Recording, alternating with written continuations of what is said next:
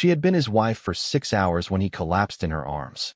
6 hours since she had married a complete stranger because her sister packed her bags the night before and said, "You do it." Now the man was unconscious, the poison was confirmed, and every single person in that room was looking at her. Welcome to Afro-Seoul Stories, besties. Please like, share, and subscribe. The knock on Vivian's hotel room door was supposed to take 2 minutes. Drop the earrings, say goodnight, go to bed. That was the plan. Grace knocked twice. Heard movement inside. The door opened, and a man she had never seen in her life was standing on the other side of it. She looked at him, then passed him into the room. 2 suitcases by the bed. Vivian in jeans and a blouse with her coat already on. Grace said, "Where are you going?" Vivian stepped forward. "Come inside, Grace." "I don't want to come inside." "What is going on? Please just." "Are those your bags?" Vivian exhaled. "Yes. The wedding is tomorrow." "I know. At 11 in the morning." "Grace, I know." "So where?" Grace said slowly. "Are you going?" Vivian looked at the man behind her, then back at Grace. "His name is David. I love him. I've loved him for 2 years, and I cannot stand at that altar tomorrow and marry someone I don't know when this man is standing right here." She stepped closer. "I can't do it. I've tried to talk myself into it, and I can't." Grace looked at her sister for a long moment. At the suitcases. At the coat.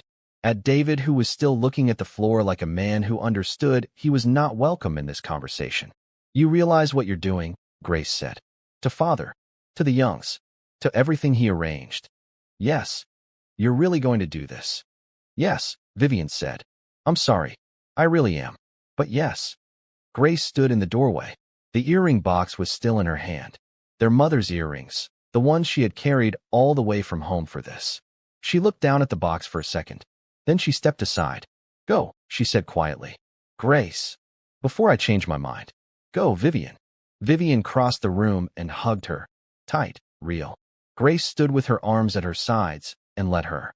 Then Vivian picked up a suitcase and walked past her and down the corridor, and David followed, and the door clicked shut, and Grace was alone in the middle of her sister's hotel room. She stood there for a moment. Then she took out her phone and called her father. He picked up on the second ring. "Grace, is everything ready for tomorrow?" "Vivian is gone," Grace said. Silence. "What do you mean gone?" "I mean she packed her bags and left with someone else. She's not getting married tomorrow." More silence. Longer this time. Grace waited. "Can you do it?" her father said. "Not. Are you all right?" "Not. I'm sorry, Grace. Just, can you do it?" "Can I do what, father?" "The wedding. Can you take her place?" Grace looked at Vivian's wedding dress hanging on the back of the bathroom door. White roses in a vase on the table. The whole room arranged for someone else's life. "Yes," she said. "Good," he said. And that was it. She hung up. Stood there another second. Then she called Zara. Zara picked up immediately. "Grace? It's midnight, what?" "I need you to come to my room," Grace said. "Bring Lila." "What happened?" Vivian left. "I'm getting married tomorrow. I need help." 2 seconds of silence. Then Zara said, "I'm putting my shoes on right now." They worked through the night. Lila hemmed the train on her knees on the hotel room floor. Zara fixed the veil and did Grace's makeup. And by the time the sun came up properly, Grace was standing in front of the mirror in Vivian's dress that now almost fit. She lifted her chin and looked at herself and said, "All right, let's go." The ceremony was in the grand hall of the Young family's hotel in Manhattan. Private, small, just family. Grace had never met any of these people before this week, and she walked into that hall knowing that everyone in it was expecting her sister. She kept her chin up. He was at the altar with his back to her. She watched him from halfway down the aisle. Dark suit. Completely still. The kind of person who took up exactly the space they intended to and not a centimeter more. His hands were at his sides. His shoulders were straight. His father, she would learn his name was Daeho, leaned over and said something to him quietly. Min-jae turned. He looked at her. She looked at him. His face gave away nothing. Dark eyes, completely unreadable, watching her walk toward him with an expression she couldn't name. She told herself the feeling in her chest was just nerves. She reached the altar. He held out his hand. She put hers in it. His hand was warm. They said the words. His voice was low and even. Hers was steady. The officiant finished. Min-jae leaned forward and pressed his lips to her cheek. Brief, formal, and it was done. They were married. The reception was that evening in the hotel dining room. Grace had changed out of Vivian's dress into her own, deep pink, actually hers, actually her size, and she felt more like herself. She was managing, making conversation, smiling when she needed to, getting through it one exchange at a time. She and Min-jae were standing together for the first time all evening, actually talking, when she noticed it. Something was wrong with him. She couldn't name it exactly. Just wrong. The color of his face. The way his hand came off the table a fraction too slowly. She turned toward him fully. Min-jae, she said quietly. He looked at her, opened his mouth, and then his knees went and Grace moved without thinking. She got to him before he hit the floor, both hands on him, slowing the fall. Help, she said, loud and clear across the room. I need help right now. The hospital waiting room was cold and too bright, and Grace sat in it for 4 hours without moving. She could feel the looks. She was aware of Secretary Han, young, sharp-faced, somewhere in his mid-20s, positioned across the room from her. Every 10 minutes his eyes moved to her and moved away. She was not supposed to be here. She was not the real bride. She had been in this man's life for 8 hours, and now he was unconscious in a room down the hall, and she was the only person in this waiting room without a decade of history with the Young family. She sat with her hands in her lap, and she waited. Young Dae-ho sat down beside her at the 1-hour mark. He didn't say anything at first.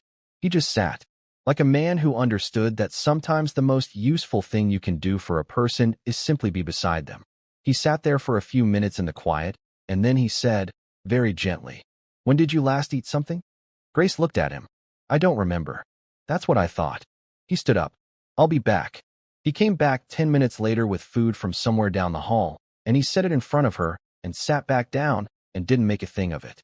He just waited while she ate. When she finished, he said, "How are you holding up?"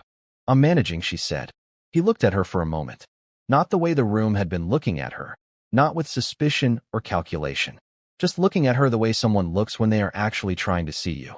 "You've been sitting here alone for 4 hours," he said quietly. "In a waiting room full of people who work for my family. And not one of them has sat beside you until now." He paused. "I'm sorry about that." Grace said nothing. "I want to say something to you," he said. "And I want you to hear it properly." He looked at her directly. "I do not suspect you. Not for a single moment. I want you to know that clearly, so you're not carrying that on top of everything else you're already carrying tonight." Grace looked at this man she had met 6 hours ago at an altar. Something loosened in her chest that she had been holding very tightly. "Thank you," she said. "Don't thank me," he said. "It's simply the truth." He folded his hands in his lap. "You caught him when he fell." "Yes." "You got him help." "Yes." He nodded slowly. "Then you have nothing to answer for in this room." He looked toward the corridor where his son was. "He is going to be all right. I need you to believe that." "I do," she said. And she found that she meant it. He stayed beside her. He didn't leave. And that was the thing she would remember most about that night. The doctor came out at past 2 in the morning. Stable. They needed to run more tests. He needed to rest. Grace went back to her chair and stayed until morning. The toxicology results came the next afternoon. The doctor sat across from them in a small room off the corridor and said the word, and Grace heard it land in the room like something physical. Poison. Administered through his drink at the reception. Deliberate. Specific.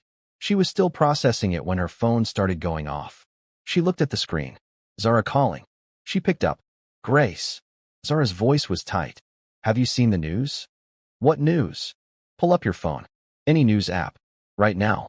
Grace put the call on speaker and opened her browser. The headline was the first thing she saw. Poisoned billionaire. Who is the mystery bride that wasn't supposed to be there? She scrolled. There were 4 more like it. Photos of her from the reception. Questions she could read between the lines of every single one. "Grace," Zara said. "I see it. Lila is with me. We're coming." "Not yet," Grace said. "Grace." I said not yet. She closed the browser. "I need to think. I'll call you later." She hung up, sat with the phone in her hand, looked at the closed door of Min-jae's room down the hall. Then she stood up and squared her shoulders and went back to the waiting room to wait. Min-jae discharged himself 3 days later. The doctor stood in the doorway of his room and said, "Mr. Jung, I really must advise against." "I've noted your advice," Min-jae said. He was already sitting up, already reaching for his jacket. His hands weren't entirely steady, but his voice was. Grace stood by the window and watched him and said nothing. She had made her argument the day before, and he hadn't listened, and she was not going to spend words on a closed door. Secretary Han drove them back to the house. Min-jae made it from the car to the front door, and then he kneaded the wall. He would not look at her while he kneaded the wall. "I've got you," she said. "I'm fine. You're using the wall." "Grace, let me help you, or use the wall," she said. "Those are the options." He looked at her sideways. Then he let go of the wall and let her take his arm, and they went inside. She made food that first evening. She didn't ask. She just went to the kitchen and made it and brought it to where he was sitting in the main room with documents he absolutely should not have been working on yet. He looked at the plate, then at her. "Why would I eat food you made?" She looked back at him. "Because I didn't poison you." "How would I know that?" "Because I found out I was getting married at midnight," she said. "I had 12 hours notice. When exactly would I have had time to plan any of this?" She set the plate down in front of him. "I didn't do it, and I'll help you find out who did. But right now you need to eat because you've barely had anything since the hospital." She sat across from him. "So eat." He looked at the plate for a long moment. Then he picked up his fork. He ate. When he finished, he set the fork down and said nothing. He just looked at her for a moment and then looked away and went back to his documents. That was all. But he had eaten, and she counted that as enough for now. The days found a rhythm. She cooked. He ate.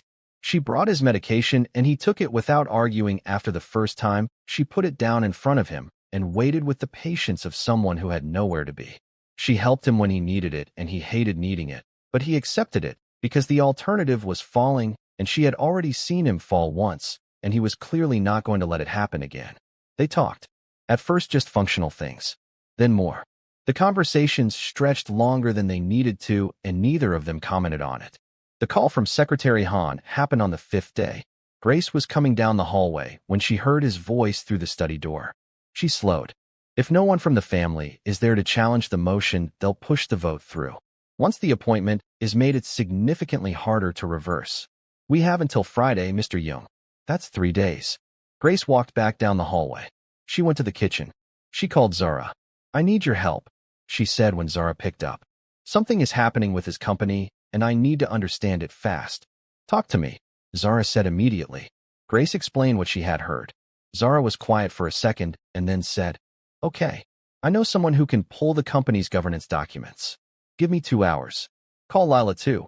She knows corporate law." Grace called Lila next. "I'm already looking," Lila said before Grace had finished explaining. "Send me everything you know about the company structure." An hour later, Lila called back. "Okay. You can appear as his representative. You're his legal wife. The key thing is their articles of association. There's a clause that requires a specific notification period before any emergency vote.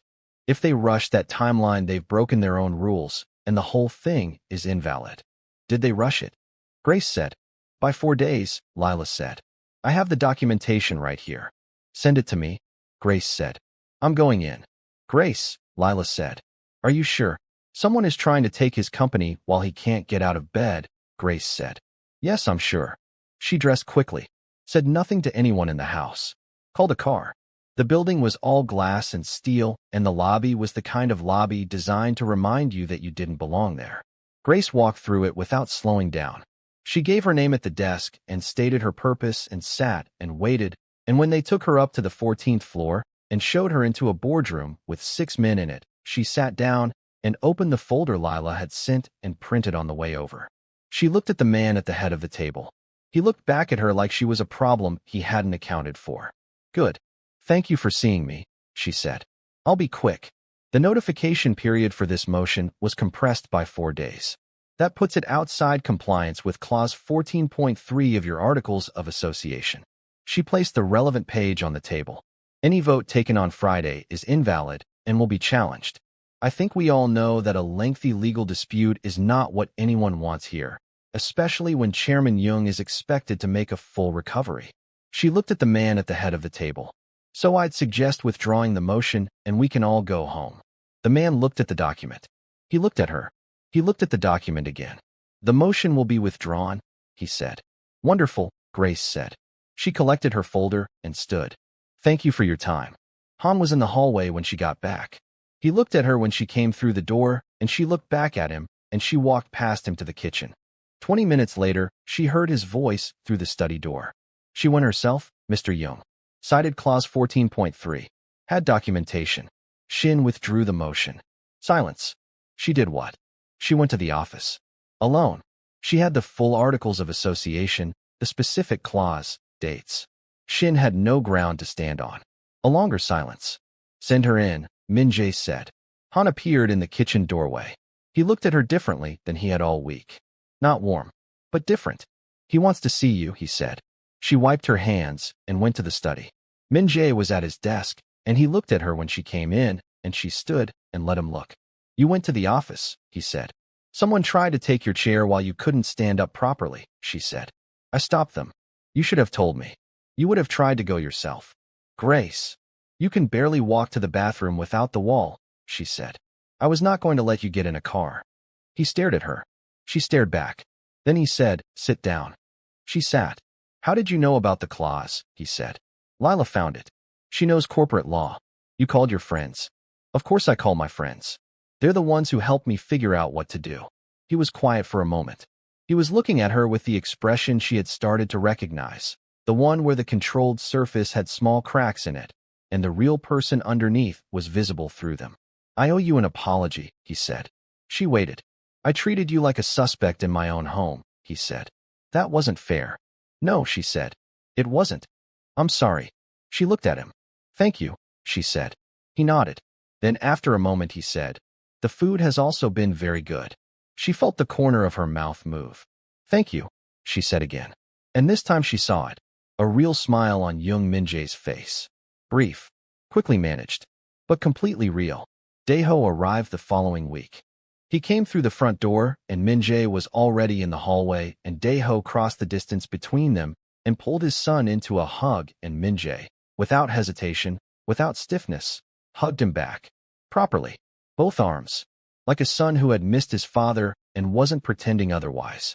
You scared me, Dae-ho said into his shoulder. I know, Min-jae said. I'm okay, father. Dae-ho pulled back and looked at his face and seemed to confirm this for himself. Then he turned to Grace and took both her hands and said, And you, I heard what you did at that office. It needed to be done, Grace said. Half of New York has heard about it, he said. And he was smiling in the way of a man who was extremely pleased and not bothering to hide it. He looked between her and his son. I brought food. The cooks here are adequate, and adequate is not good enough. Min-jae said, the cooks here are fine. They are adequate, Dae-ho said firmly, and he went to find the kitchen. Grace cooked. Dae-ho sat at the kitchen counter and talked to her while she did, and Min-jae appeared in the doorway and leaned against the frame and listened with his arms folded and the expression of a man who was pretending he wasn't enjoying himself. Dae-ho said, Did Min-jae ever tell you about the time he was 7 and he talked his way past 3 security guards? He has not told me that, Grace said. He wanted to see the hotel kitchen. We were staying at a property in Chicago, and he decided he needed to see how it operated. 3 guards, Grace. He was 7. I didn't talk my way past them, Min-jae said from the doorway. I walked with enough purpose that they assumed I was supposed to be there. At 7 years old, Dae-ho said. Confidence is confidence, Min-jae said. Grace laughed. A real one. Zara and Lila came the following week. Lila walked in and hugged Grace for a long time, and then held her at arm's length and looked at her properly. You look better, she said. I feel better, Grace said. Good. Lila looked around the house. This place is beautiful. Don't start, Grace said. I'm not starting anything. I'm just observing that my best friend lives somewhere beautiful. That's all. Zara came in behind her and hugged Grace and said, I cannot believe you went to that boardroom alone. I had your research and Lila's documents, Grace said. Still, Zara said. She pulled back and looked at her. I'm proud of you. They sat in the living room, all 3 of them, and it felt for the first time in weeks like something close to normal. Lila and Zara both talked to Min-jae, and he was, she noticed this, making a genuine effort. Not performing warmth he didn't have, but actually trying. Lila treated him like a regular person, and he seemed to find this both confusing and acceptable. Zara was easy and warm and funny, and asked him questions about himself that he answered more than Grace expected him to. Min-jae was well enough to attend a function the following week. A property industry event in the city, necessary for appearances. They went together. Grace wore a blue dress, the kind of color she actually chose when nobody was choosing for her. And she put her hair up with a few coils loose at her temples, and she did not perform anything. She was going to a function with her husband, and she would be herself, and that would be enough. He was waiting for her in the hallway when she came downstairs. He saw her and went still for a moment. Then he said, "You look," and stopped. She waited. "You look very good," he said. "Thank you," she said. "So do you." He did. She wasn't going to pretend otherwise. The function was the kind of room that was all money and careful conversation.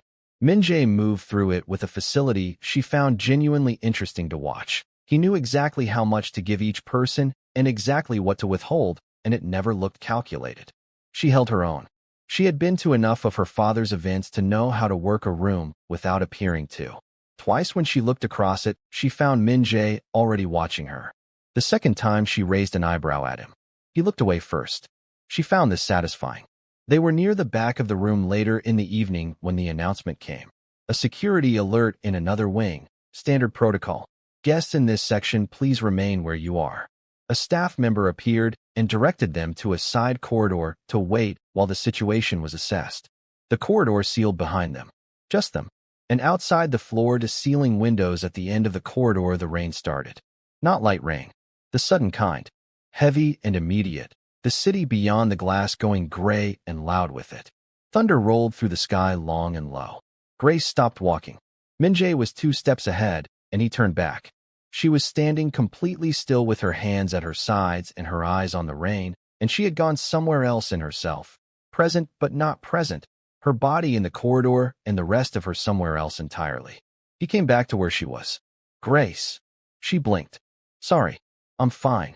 "You're not." "It's just rain," she said. "What is it?" he said. Simply. No impatience. Just the question, offered directly. She looked at him. Then she said, "When I was 7, Vivian locked me outside during a storm like this. We were at our house. She thought it was funny, I think. I knocked and knocked, and she didn't open the door." She paused. "By the time she let me back in, I was completely soaked through. I was in hospital for a week. Pneumonia." Min-jae was very still. "When I came home," Grace said, "my father had already gone back to work." He was quiet for a moment. Then he said, "She just left you there. She was 16. She probably didn't think. She left you there," he said again. Quieter. Something in his voice that wasn't quite anger, but lived next to it.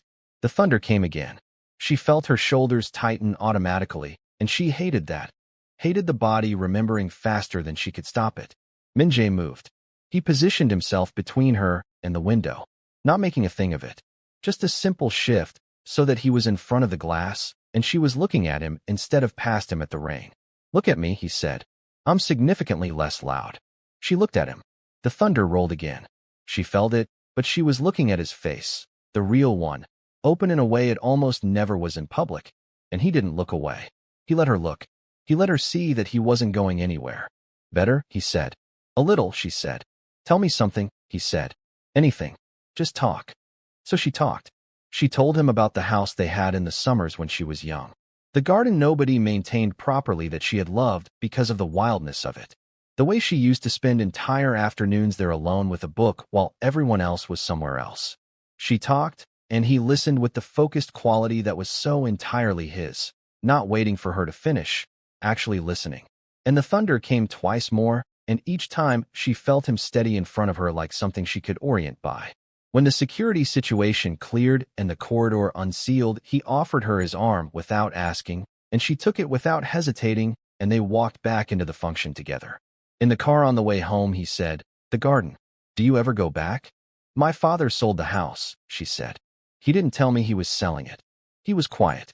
Then he said, "I'm sorry." Simple. Meaning it. "Thank you," she said. And then, because the evening had loosened something in her, "I've never told anyone that story. The rain one." He turned to look at her in the dark of the car. "Why did you tell me?" "Because you asked," she said. "And because I thought you'd understand something about being left somewhere alone when you shouldn't have been." He held her gaze for a long moment. Then he turned back to the window. But his hand, resting on the seat between them, moved slightly closer to hers. Not touching, just closer. She did not move away. The anonymous file landed on a Tuesday. Grace was in the kitchen when she heard Min-jae come in. She could tell immediately that something was different. His footsteps were wrong, too deliberate. The way someone walks when they're carrying something they don't know what to do with. She came out of the kitchen. He was standing in the middle of the living room with his phone in his hand, and he looked at her, and the expression on his face was one she hadn't seen before. Conflicted, like he was fighting with himself about something. "What happened?" she said. He turned the phone around. She crossed the room and took it and looked at the screen. A financial document. Transactions. An account in her name linked to a pharmaceutical supplier. She read it carefully. Then she handed the phone back. "I didn't do this," she said. He looked at her. "Grace, that account is not mine. I have never made those transactions. Someone fabricated this." She held his gaze. "I know what it looks like. I know I'm the obvious person, but I'm telling you it's not real." He was quiet. She could see him working through it, the wanting to believe her, the not wanting to hurt her, the fact that the document was sitting right there on his phone. "The same file was sent to 3 media outlets," he said. "It's already out there." She closed her eyes and took a deep breath. Then she opened them. "Min-jae, look at me." He looked at her. "Can you trust me?" she said. "Yes or no?" He was quiet for a long moment. Long enough that she felt the weight of it. Then he said, "Yes." She exhaled. "Then help me find out who did this. Because it wasn't me, and I want to know who it was." He nodded slowly. He set his phone down on the table. "Okay," he said. "We find out together." The weeks that followed were different. They worked on it side by side, and somewhere in the middle of all of it something shifted between them. Not dramatically, just gradually. The way seasons change, you don't notice until suddenly it's different, and you can't remember exactly when it happened. He sought her out in the evenings. She stopped bracing for coldness every time he walked into a room. They talked about real things. The conversations stretched longer than they needed to, and neither of them commented on it. One evening they were at dinner, just the two of them, and the conversation had been moving easily for an hour, both of them telling each other things they didn't usually tell people. He told her that when his mother left, his father didn't tell him for 2 days. He just went quiet, and Min-jae was 10 years old, and he knew something was wrong, but he didn't ask, because his father looked like he might break if anyone asked. "What did you do?" Grace said. "I made breakfast," Min-jae said. "Every morning for 2 weeks. I didn't know what else to do, so I just made breakfast." She looked at him across the table. "You were 10. I know. And you made breakfast." "Someone had to," he said. Then he said, "There was a man once. When I was maybe 12, 13. He tried to take my father's company away from him. His name was Osei. He claimed my father had cheated him in a partnership deal years before, and he went to the board with it, and he nearly succeeded." He shook his head slightly. "My father was devastated. Not even about the company, about the fact that someone he had called a friend did that to him." Grace picked up her glass and stopped. She set it back down very carefully. "Osei." She kept her face completely even. She nodded. She said the right things for the rest of the conversation, and she listened, and she was present, and inside her chest something very cold and very clear was settling into place. She waited until he went to his office after dinner. Then she called Lila. "I need you to look into something," she said the moment Lila picked up. "And I need you to be very quiet about it." "Tell me," Lila said. "There was a man who tried to take the Young company years ago. His name was Osei. I need to know everything about him. And I need you to cross-reference it with how the anonymous file was built. Who would have had access to the internal information used to construct it?" Lila was quiet for a second. "Grace, are you sure?" "I don't know yet," Grace said. "That's why I need you to look. And Lila, don't say anything to anyone. Just look." "I'll start right now," Lila said. Lila called back 2 days later. Grace took the call in her room with the door closed. She sat on the edge of the bed, and she listened. "The inside man is Mr. Beck," Lila said. "Your father-in-law's assistant. He's been passing internal Jung family information for over a year. Board communications, financial records, things that could only come from inside." A pause. "The anonymous file, the fake evidence against you. It was built using information he provided. He also had access at the reception. Grace, he is the reason someone got close enough to Min-jae's drink." "And Osei's daughter," Grace said quietly. "Zara found Beck through her own research into the Jung family. She cultivated him deliberately. She has been directing this from the beginning." Lila's voice was careful. "I'm so sorry." Grace sat with it. The university dorm rooms. The sewing kit on the wedding morning. The arm around her shoulders saying you don't have to do this. Send me everything, she said. All of it. She went and found Min Jae. He was in the study, and he stood up the moment she came through the door because he had learned by now what her face looked like when something was wrong. She told him. All of it. Beck, Zara, the fabricated evidence, the year of cultivating an inside source. She told it plainly, and she watched his face, and it went through several things. Shock, something deeply personal, a specific anger that was very controlled and very cold. When she finished, he was quiet for a long time. Then he said, Beck. Yes. He's been with my father for years. I know. My father trusts him completely. I know. She held his gaze. We have to tell him. He deserves to hear it from us. Min Jae nodded slowly. He looked at her. You went to Lila, he said. Not Zara. Yes.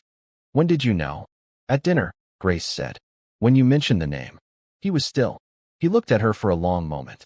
All of this, he said quietly. And you're still here. Yes, she said simply. He held her gaze. Then he nodded once. Let's go tell my father, he said. Daeho sat in the living room and listened to everything without speaking. When Min Jae finished, Daeho was quiet for a long time. Long enough that the room felt heavy with it. Then he looked at Grace. I owe you an apology, he said. Daeho SSI. Please let me. His voice was steady, but his eyes weren't. You came into this family in circumstances that were not fair to you. And the person I trusted most in my professional life made everything worse for you. That is my failure, and I am deeply sorry. You couldn't have known, Grace said. Some of it I should have seen. He looked at his son. And I'm sorry to you. I brought someone into our inner circle who used it against us. That is on me. Min Jae crossed the room and sat beside his father and put his hand on his shoulder. Daeho covered it with his own. They stayed like that for a moment, and Grace looked away to give them that. Grace called Zara on a Thursday afternoon. She sat in the kitchen and she dialed, and when Zara picked up, she kept her voice completely normal. Hey, are you free this evening? I feel like I haven't seen you properly in ages. Finally, Zara said, warm and easy and completely herself. Come to mine. I'll cook. Perfect, Grace said. What time? 7, Zara said. I'll send you the address. She hung up. Min Jae came into the kitchen. He had heard. He looked at her. Are you okay? He said. Ask me later, she said. He nodded. He stood beside her for a moment. Close, not touching, just there. And then he went to make the call to the police he had already arranged. Zara's apartment was warm and smelled like food, and everything about it was completely normal.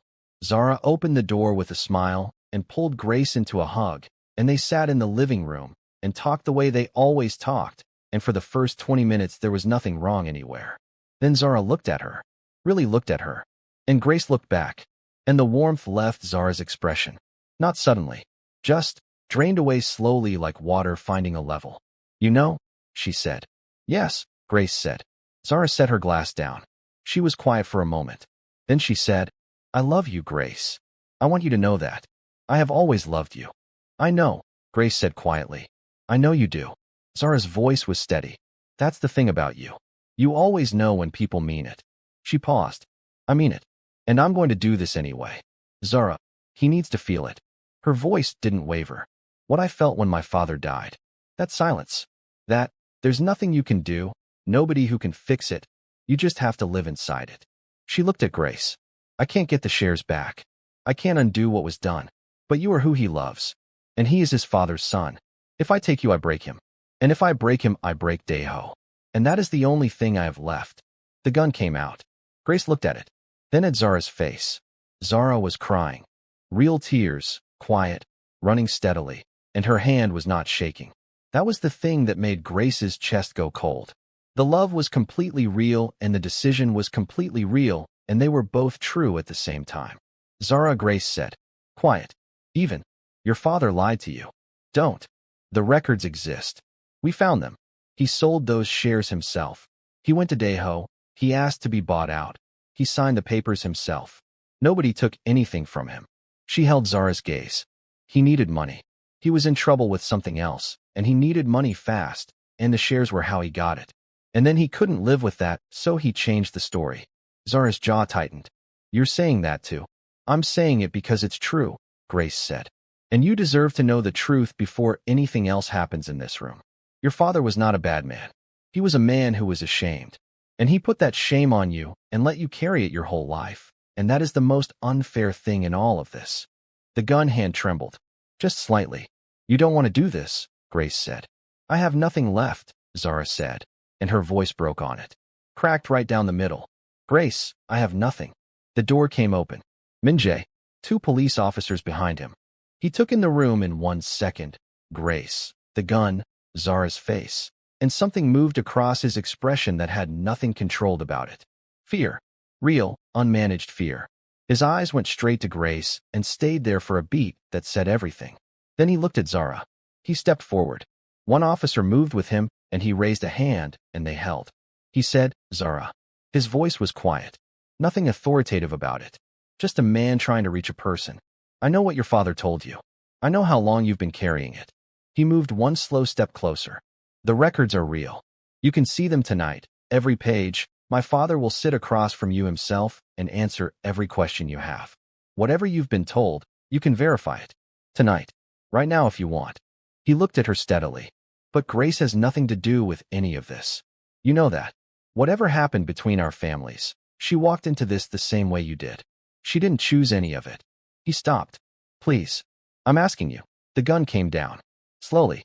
The way something collapses when it's been held up past the point of endurance. Zara set it down and put her face in her hands, and the sound that came out of her was small and broken and private. The officers moved in.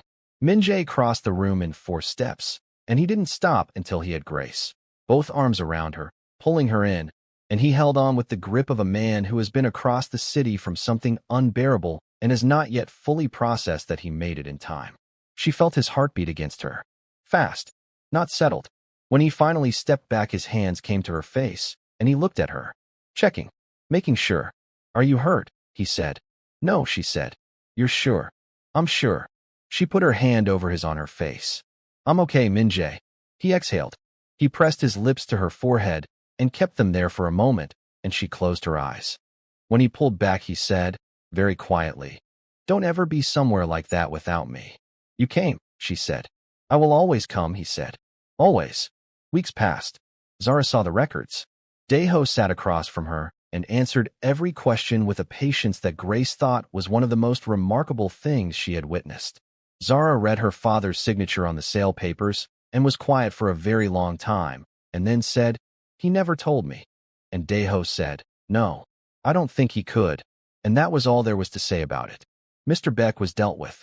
The fabricated evidence was dismantled publicly. The media cycle moved on. Min-jae went back to work. He called Grace from the car on the way there and on the way back. Every day, the house was warmer. Different. Real. He came to find her on a Sunday evening. She was on the terrace with a book, and the city was spread below, and the light was going gold, and she heard him come out and looked up. He sat beside her. Close. The way he always sat now. He was quiet for a moment.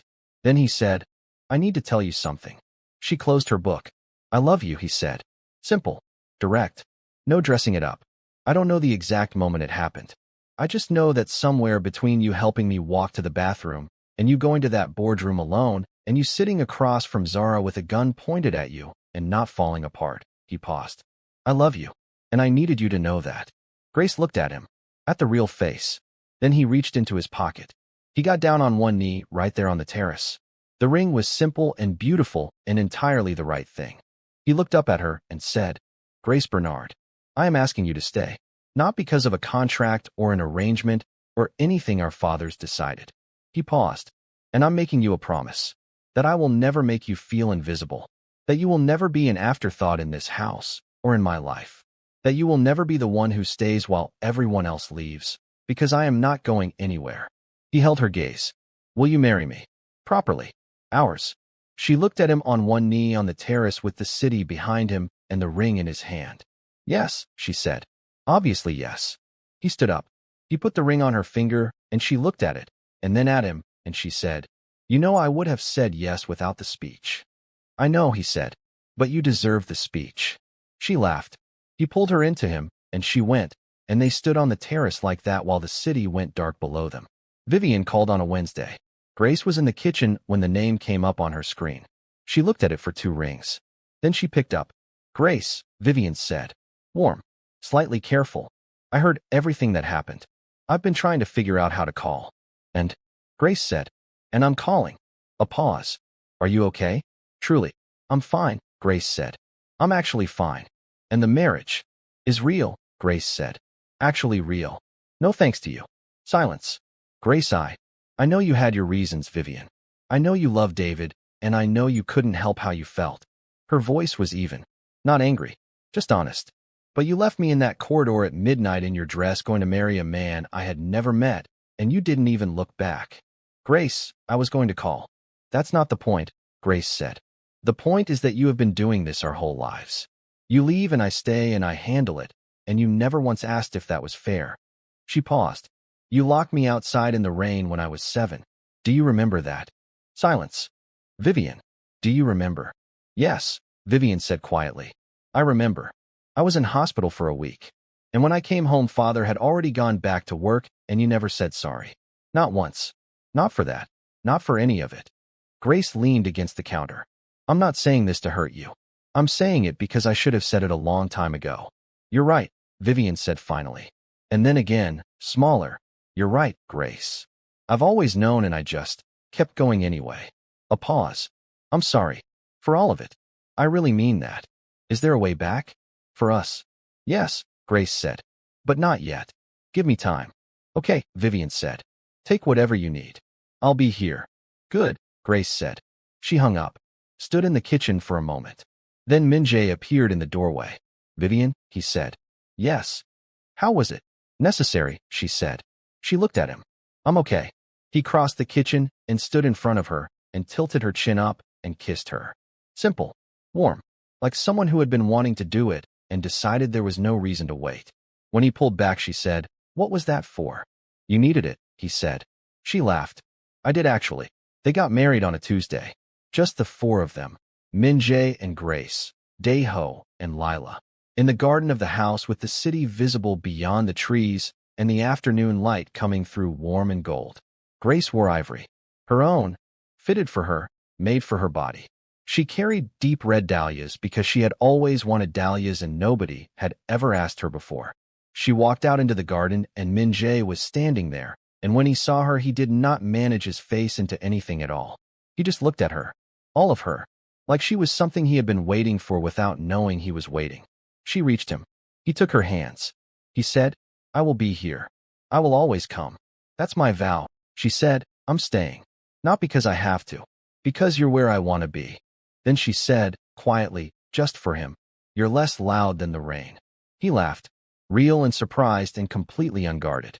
Dae-ho cried from the moment she walked out and made no effort to stop. Lila stood beside him with her hand through his arm, and at one point said something into his ear that made him laugh through the tears. Afterward, Dae-ho held Grace's face in both his hands and said, I always wanted a daughter. She kissed his cheek. You have one now, she said. He held on for a moment. Then he composed himself magnificently and said, Right. Someone should eat. The garden is beautiful, but I am hungry. Father, Min-jae said. I've been emotional for an hour, Dae-ho said. I need food. Grace laughed and went to get the food she had already prepared because of course she had, and they ate in the garden as the afternoon went long and warm and nobody was in a hurry for any of it to end. That evening she stood at the bedroom window looking at the city lights. Min-jae came and stood behind her, and his arms came around her, and she leaned back into him, and they looked at the city together in the quiet. Are you happy? He said. She didn't have to think about it. Yes, she said. I really am. His arms tightened around her. Good, he said. Not a transaction. Not relief. Just good, full and certain and warm, the way it sounds when someone means it with everything they have. She covered his hands with hers. Outside the city hummed. Inside the room was warm and quiet, and completely theirs. Grace Bernard had always been the one who stayed. This time, staying was exactly where she wanted to be. And that's the story of Grace Bernard's soulmates. The woman who walked into the wrong wedding and found exactly the right life. Please like this video, share it with someone who needs a love story today, and subscribe to Afro-Seoul Stories so you never miss what we bring you next. See you in the next one.